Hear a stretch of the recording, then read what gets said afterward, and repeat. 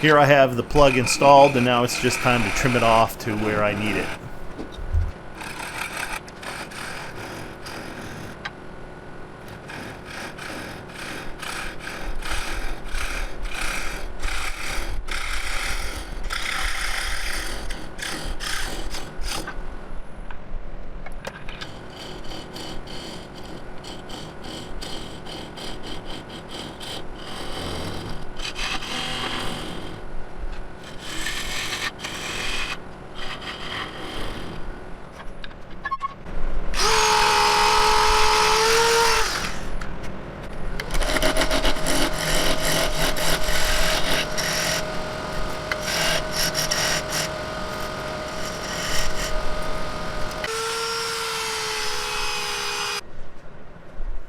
It's time for one more test fitting, and in this particular test fitting I learned out the hard way that it was very easy to over-snug it. It took me a little bit to get it opened again.